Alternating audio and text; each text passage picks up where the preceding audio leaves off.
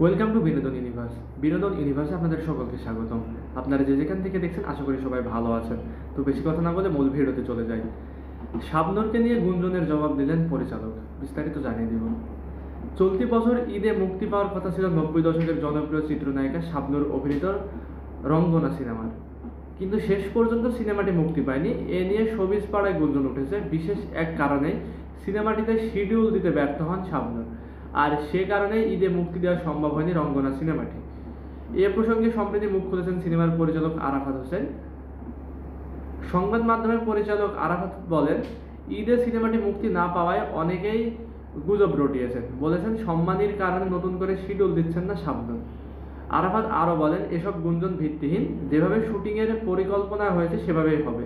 শাবনূর আবার দেশে ফিরলেই শুটিং শুরু হবে। ঈদে রঙ্গনা মুক্তি না দিতে পারায় ফেসবুকে ক্ষমাও চেয়েছেন আরাফাত। শুক্রবার 14 জুন ফেসবুকে তিনি শাবনূরের সঙ্গে দুটি ছবি শেয়ার করে লেখেন, প্রথমেই ক্ষমা চেয়ে নিচ্ছি সবার কাছে, বিশেষ কিছু কারণে রঙ্গনা ঈদে রিলিজ দিতে পারছি না। সুপারস্টার শাবনূরকে যেহেতু 10 বছর পর সিনেমা পাড়ায় আবার এনেছি, বুঝতেই পারছেন দায়িত্বটা অনেক বড়। আমরা চাই সুন্দর একটা সিনেমা বানাতে, আমরা চাই আপনাদের মন জয় করতে।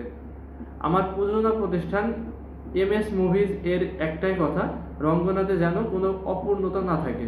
আমিও তাই মনে করি। তাই তাই তো তাড়াহুড়া করে ঈদে রিলিজ করাটাই সার্থকতা নয়, বরং গুছিয়ে সুন্দর একটা সিনেমা উপস্থাপন করাই সার্থকতা। ভক্তদের উদ্দেশ্যে আরাফাত লেখেন, আমি একজন শাবনূর ভক্ত। শাবনূর ভক্তদের কথা চিন্তা করেই কিন্তু রঙ্গনা সিনেমার নির্মাণের সিদ্ধান্ত নিয়েছিলাম। হতাশ হওয়ার কিছুই নেই, রঙ্গনা আপনাদের কখনোই হতাশ করবে না। বরাবরের মধ্যে বিপক্ষ দল থেমে নেই। রঙ্গনা নিয়ে আজে বাজে মন্তব্য ছড়িয়ে যাচ্ছে সোশ্যাল মিডিয়ায়। সবার কাছে একটাই অনুরোধ, গুজবে কান দেবেন না।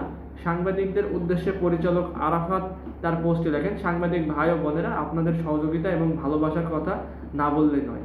সবসময় এভাবেই রঙ্গনা টিমের তথা চলচ্চিত্রের পাশে চাই আপনাদের। উল্লেখ্য, থ্রিলার ধর্মী রঙ্গনা সিনেমার গল্প নারীকেন্দ্রিক। অস্ট্রেলিয়ায় থাকাকালীন এ সিনেমার সঙ্গে চুক্তিবদ্ধ হন চিত্রনায়িকা শাবনূর। আজকের ভিডিওটি এ পর্যন্তই। পরবর্তী ভিডিও না আসা পর্যন্ত বিনোদন ইউনিভার্সের সঙ্গে থাকুন। ভালো থাকুন, সুস্থ থাকুন, টেক কেয়ার, আল্লাহ হাফেজ।